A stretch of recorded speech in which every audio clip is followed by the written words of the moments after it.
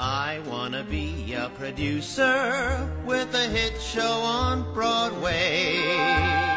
You're listening to the Producer's Perspective Podcast with your host, Tony Award winner, Ken Davenport. Being dead thing, you're doomed. Enjoy the singing. The sword of Damocles is swinging. Hey everybody, that's Alex Brayman from Beetlejuice singing that whole Being Dead thing. I thought it was a great song to wrap up this season of the Producer's Perspective Podcast because Beetlejuice is a terrific story from this past season. People were concerned about that show when it first opened and the critics weren't as kind as perhaps they should have been, but the show has been steaming ahead and doing great business once again. Proof that word of mouth is all that matters in this business. So I thought it'd be a great wrap up for the season, a great reminder for all of you. Now, we are getting into the final episode of the season. This episode is sponsored by the Terry Knickerbocker Studio, which offers a 2-year acting conservatory, workshop, studio rentals, one-on-one coaching, beginning acting classes. Yeah, that's right. All you rookies out there, you want to get into it? Start with Terry, the best actor training in New York. The conservatory training is based on the Meisner technique, which is very fancy and very good. I studied it in college myself. But Terry offers a holistic approach to actor training with a commitment to nurturing the total actor, mind, body, and soul. And frankly, so much of acting is your head and it getting in the way of what you want to do, and Terry takes care of that. He has helped some amazing people over the years, including Oscar winner Sam Rockwell, who has trusted to coach him through every single film, TV, and theater project he's ever worked on throughout the course of his career, even referring to Terry as his secret weapon. For more information, visit the TerryKnickerbockerStudio.com. That's TerryKnickerbockerStudio.com, or just Google it. I'm sure it'll pop up. And now, on to this very, very unique final episode of the Producer's Perspective Podcast this season. You're going to hear a mashup of clips from all of our guests throughout the season. You'll hear quotes and some jokes and some stuff people shouldn't have said. Just a collage of stuff from this past season. And then don't forget, of course, we will be back next season. We're not going anywhere. We just thought if you missed any, you might like this quick little wrap-up. It's like those old television shows where they used to put a whole bunch of clips into one episode. Get ready for it right now. But first, a little more Alex Brightman and the whole Being Dead thing. If you die while listening to this album, it's still gonna keep playing. There's no destiny or fate, just a terrifying weight. Filled with people that you hate and under certain thing that you never. I was obsessed with the New York Times wedding announcements. They were very, very, particularly in the early days, they were very, very pretentious. And everyone was very, everyone had 3 names. Everyone was Raymond Porter III, and they were very, very formal. And I could somehow glean real comedy out of these things. And, they would talk about what the bride was going to be wearing, her grandmother's veil, a silk dubioni, train, and blah, blah, blah. And I just thought this was the most pretentious, crazy stuff. And I am still, to this day, reading in my act the New York Times wedding announcement. So you just read them? I just read them. I literally created a show a number of years ago, and I was nominated for awards for it, called Julie Halston, Queen of Readings. And Ken, I just read things. But I had to have You are the actress that can read the phone book. You can do it. I literally read from Vogue, from my Baltimore Catechism, from my diary, from the New York Times wedding announcements. And Charles was the one who said, well, I've booked you, you're doing it. It sold out. I ran that show for 2 years, Wednesday nights and Saturday, and we would sell out. And this is the thing that was so great. I was able to, and I didn't know that this was going to happen, meld a cabaret career and a one-woman show kind of career with a theatrical career. And it was at that time, so because now it's like the late 80s, early 90s, Billy Stritch, Jim Caruso, Ann Hampton Calloway, Liza Minnelli, she would hang out at 88's. All these people, Julie Gold, Judy Gold, so comedians were starting to get into these club situations as well. That brought casting agents like Jim Carnahan down to these clubs. Scott Ellis first saw me at 88's because he was friends with Liza Minnelli because he did a show with Liza Minnelli. So suddenly there was this blend of cabaret world people, theatrical people, and I literally was able to create a one-person show from the cabaret space world. It brought in casting agents so that now I'm being cast in like Law and Order or, you know what I mean, TV things like as a guest star. And then off-Broadway producers started coming into the situation. And suddenly I was told, hey, we think this show could go off-Broadway. And Ken Elliott, who was our director for Charles Bush's show, said, I'll direct it. And we created a show called Julie Halston's Lifetime of Comedy. It was nominated for an Outer Critics Circle Award. Drew Dennett was my producer. Dea Lawrence, his girlfriend at the time, she was in our company. She got investors. It ran off Broadway, and I got a TV development deal out of it for CBS. And I did a pilot called Those Two with Harvey Fierstein. And it was the precursor to Will and Grace. 9 years before Will and Grace. This is amazing. This is what, so correct me if I'm wrong, but what I love doing is weaving these threads through people's careers. But because you said yes to Charles Bush, all those dominoes fell. And if for some reason you didn't say yes, he might have paid his sister a lot of money to play his co-star. You'd be making a lot of people at that Wall Street firm laugh really hard. The Christmas party would be a scream, but I wouldn't have a career as an actress. And do you know, Ken, I still say yes to everything. Well, you're here, for God's sake. You said yes to me. It's a perfect example. You were like, yes, I don't know what this podcast is, but okay. No, but I do. I say yes. Unless there's such a red flag around it, I say yes to readings when I can. I say yes to workshops when I can.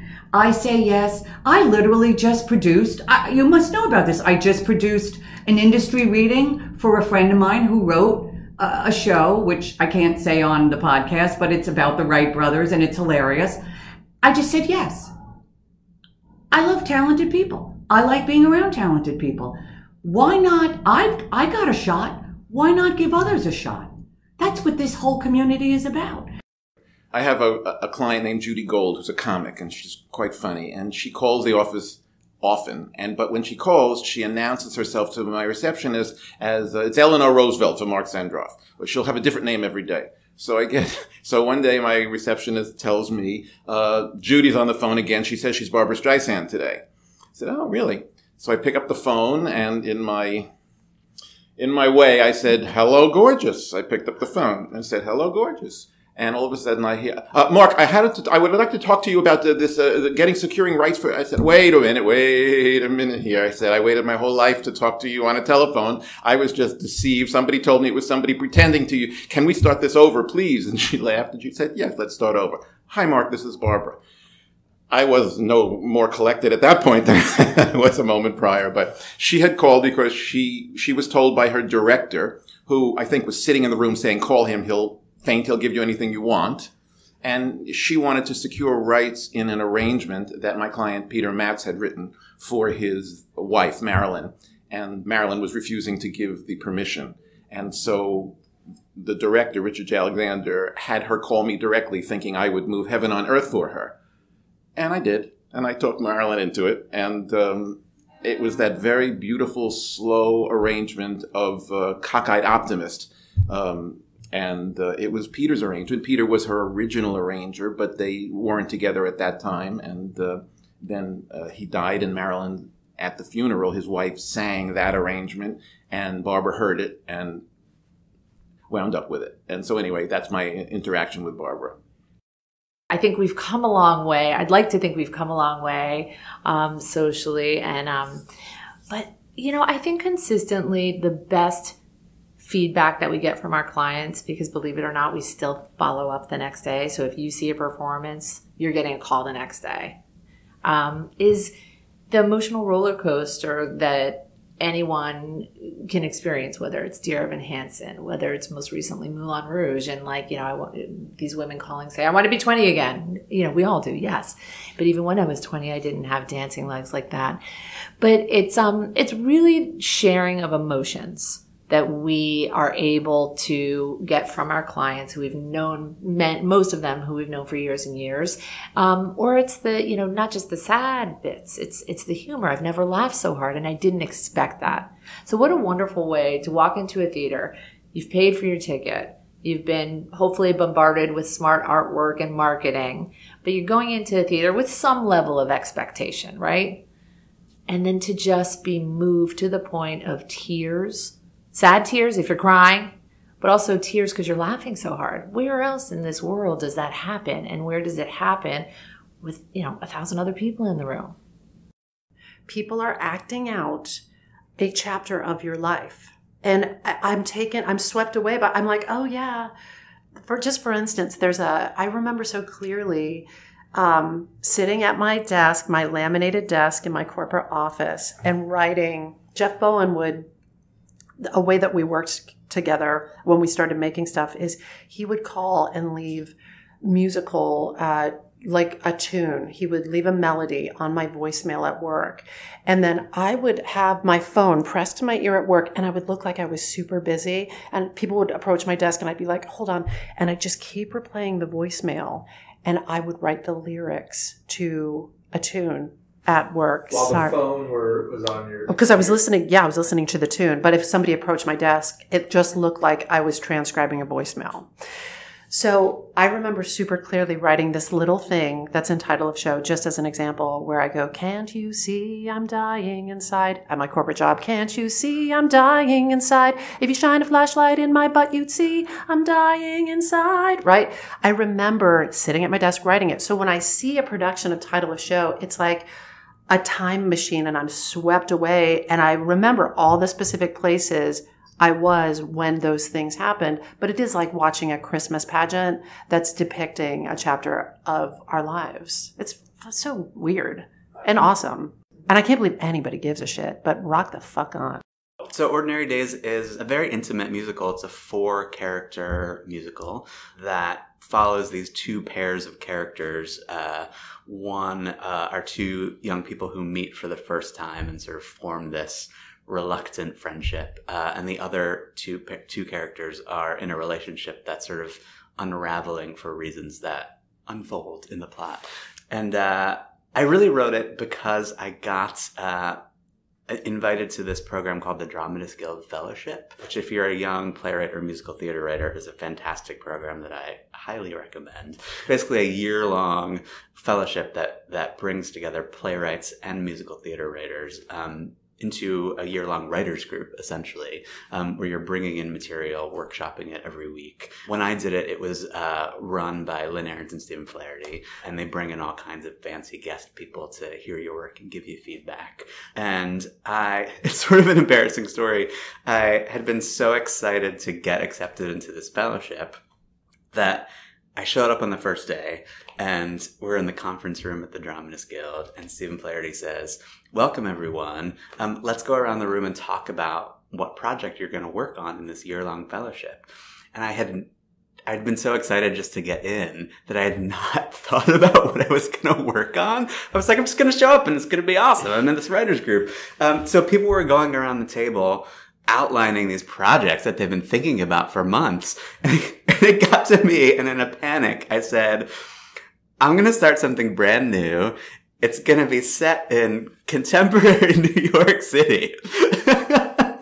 And I went home in a panic and just started writing songs. And initially I thought, I'll just write some songs and put together a song cycle type project, because that was sort of a very in vogue thing to do at the time. So I just started writing a bunch of songs, and like I said, I really like plot and story. So that just sort of naturally evolved into this musical it's all told through songs. So it has kind of a song cycle structure to it, but you follow these characters beginning, middle, and end through the course of the evening. And by the end of that fellowship year, I had the first draft of it.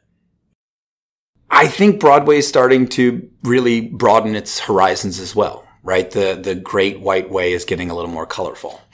And so that was the impetus behind In the Heights. So, you know, when Lynn was first starting to work on that, I was running the theater at the Drama Bookshop.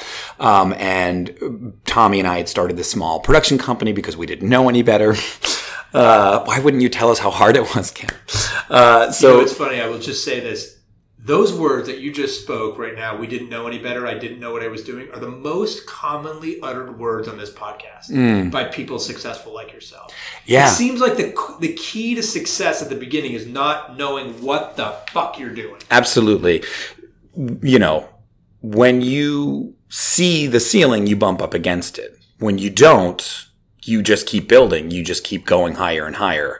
And I think in essence, those mistakes that you make that you didn't know you were making are such a blessing. They're so huge, right? And then when you know afterward, you're like, oh, wow, maybe I would have made a couple of different choices for sure. It might have gone a little bit faster. I mean, you know, it took 7-8 years to get In the Heights to where it was. But you learn so much, right? Like there's no other way than to just do it. And this is something I often will say to friends and people who come and ask for advice. I'm like, yeah, just say you're going to put it up and put it up. Did you ever want to quit? No. Never? No, never. It's not in my mechanisms. It's not in my... So that was another thing we were raised with, that you never, ever, ever give up. Ever. My dad was a coach. And so we were raised with all these mantras. And he had gone through a really difficult time. His dad died when he was young, and his mom gave that to him, of this like never giving up, and you can do anything, whatever the challenge might be. And for him, you know, he talks about how after we were hurt, it was like his greatest challenge, and he was going to coach and father us through it. And my mom was just really, really smart and sort of a brilliant advocate. So together, they really gave me these tools to say, okay, when someone says we can't do it, if there's a will, there is a way. So Allie, you get to have the will. And then together you'll find the way. And so for me, like giving up, or like, you know, I've had awful days, but there's never been a part of me that was like, I can't do this, ever. And another piece that I think is so important that not a lot of people talk about is patience. One of the things that my disability has taught me is like ninja patience, like having to have the most patience at the times that you don't want to have patience. And that has come into practice for me in my career. Right. It's not like you just started doing this last week. No.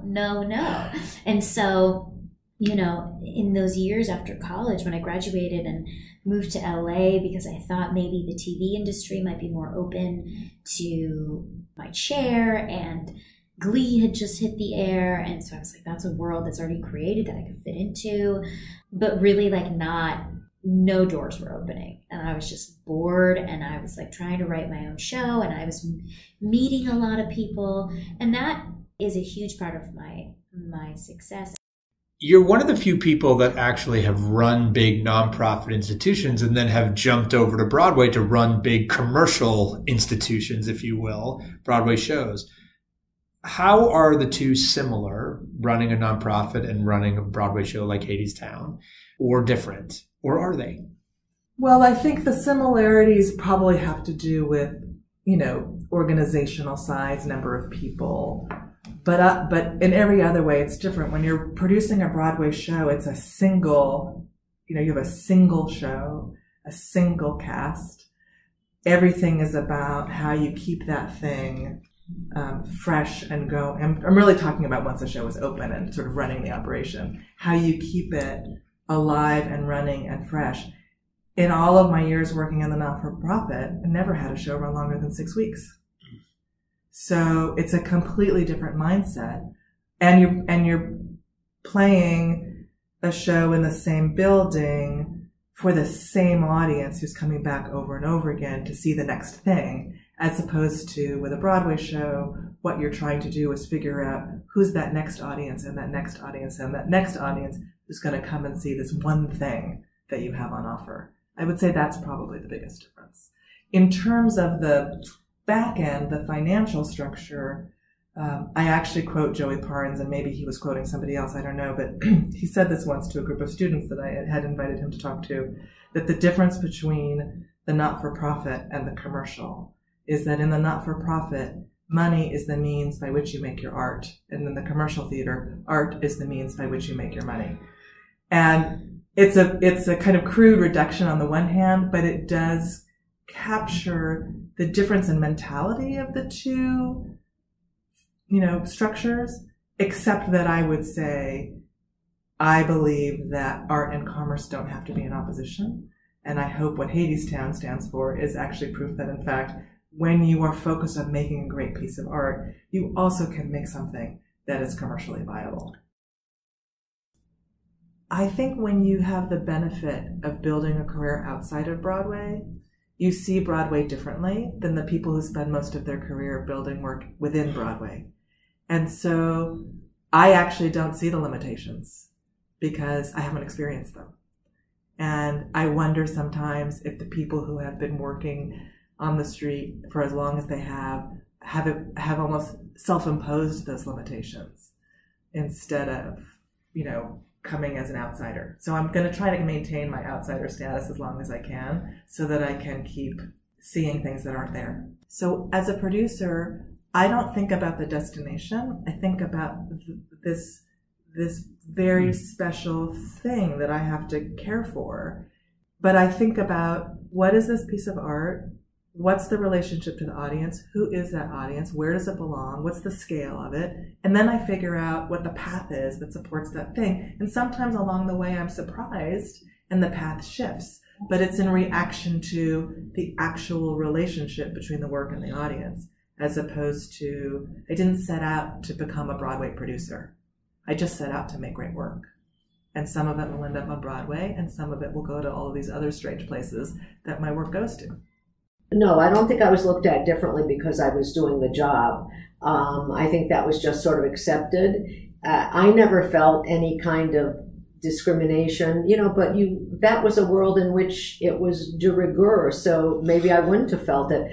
I once was at a conference and a woman was there and she said, "I don't like the way your boss treats you." I said, "Really? Why? I thought he was very generous and, paid me well, etc." She said, "Well, he asks you to get him his coffee." And I said, "I'm an assistant. That's part of what I was hired to do." So I didn't get it at all. But I never felt held back by anyone. I was often the only woman in the room, and that didn't really faze me. I was at that point also often the youngest person in the room. I just did the job. It didn't occur to me that there was anything there to rail against. I think like in any field, in any profession, there are best practices. And even Aristotle, when he was writing the Poetics, wasn't establishing rules for tragedy, because we only have some of them for comedy, but the ones for tragedy we have. And it wasn't based on he didn't do it in a cave somewhere. He based it on theater going and seeing what worked the best. And these seem to be the things that were in common about what worked the best, whether it's like unity of time and place and, certain things that happen with your protagonist.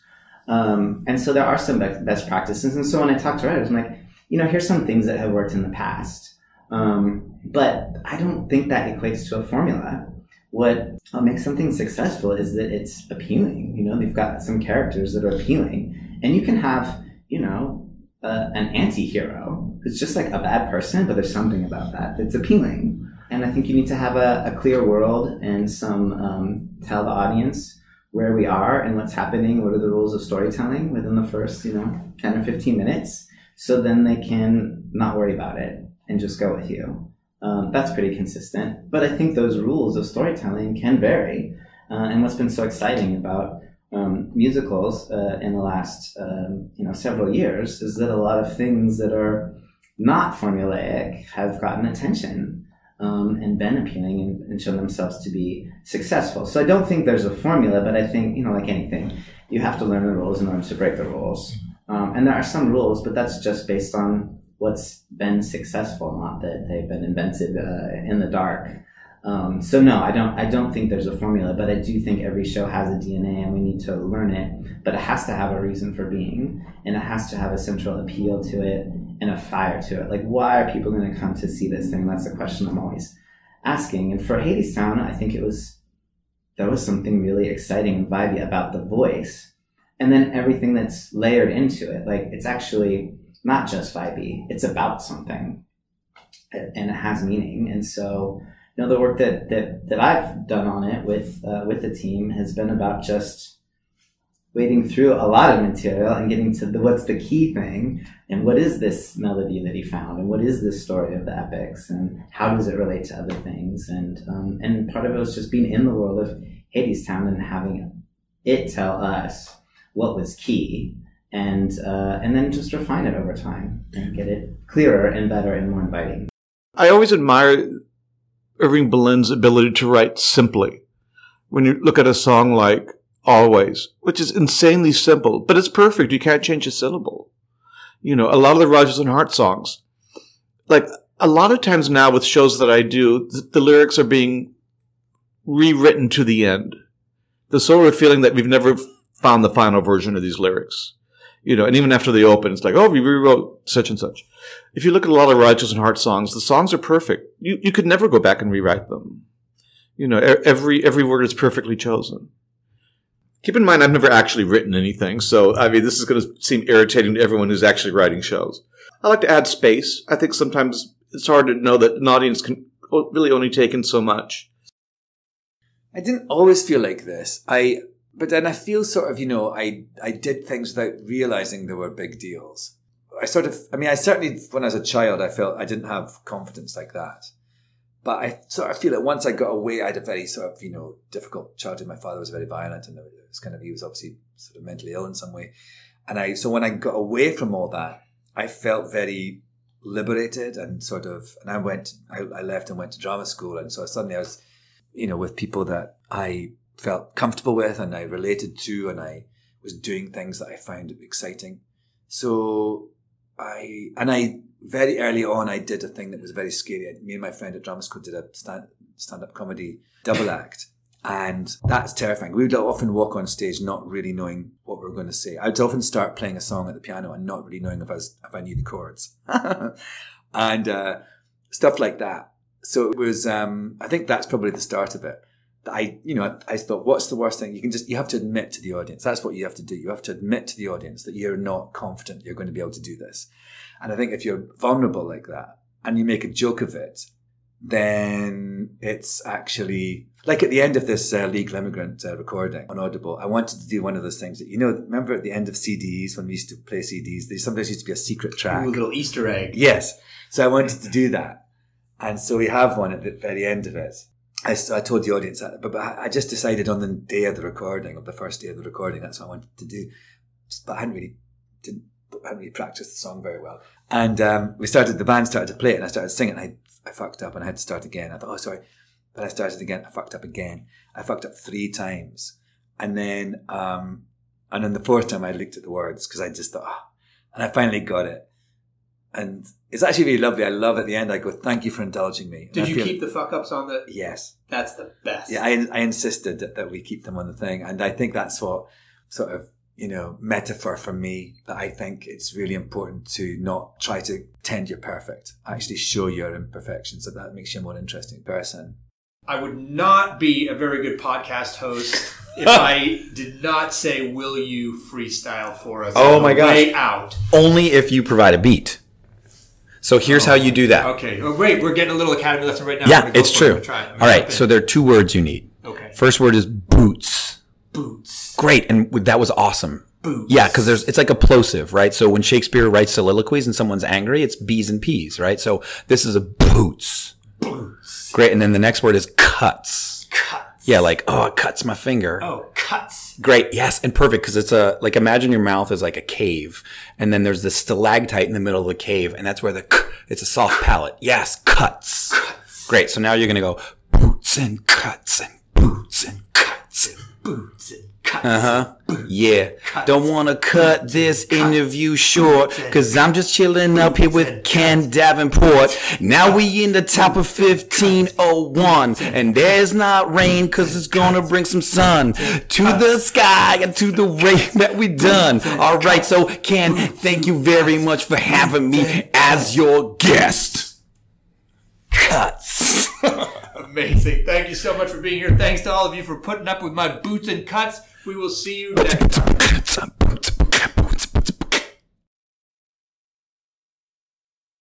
Thanks again so much, all you listeners out there, for tuning in this season. Hope you've had as much fun as I have had. And we've got a ton of surprises for you next season, which will begin February 24th. So this is a great time to go catch up on all the older episodes. We've got over 200. If you have listened to them all, amazing. If you haven't, go back and catch some of them. You have a couple of months before we kick off the new season of the Producer's Perspective podcast, February 24th, just in time for all those new shows to open this spring and get into the Tonys. We'll run through June 1st. That will be the end of next season, June 1st. That's the Tonys, or June 7th, so we'll cut off right before that. If you are looking for the perfect gift, if you still need something for the holidays for your Broadway fan in your life, get them Broadway's favorite board game, Be a Broadway Star. Go to beabroadwaystar.com. It is a no-brainer gift. Everybody loves it. And I'm not just saying that just because I came up with it. People do just love it. We get tremendous feedback on it every single year. We've got expansion packs. So go check it out. It's a great gift. I made it because it's exactly what I wanted to play when I was a kid, a college student, and frankly, I play it now. If you're enjoying this podcast, do please leave us a review on Apple Podcasts and tell us who you want to hear from next season. We'll go get them. Tell us the names of the people you want to see as guests, and we'll do our best to go get them on the podcast. If you want to find more of me while the podcasts are taking a little hiatus over the holidays, you can follow me on Instagram at Ken Davenport Bway, or check out my blog, subscribe at theproducersperspective.com. And now this week's hashtag songwriter of the week, Kerrigan Loudermilk. I love this duo. And my friend and Godspell cast member Lindsay Mendez is singing a Kerrigan Loudermilk song called Hand in Hand from their immersive house party musical called The Bad Years.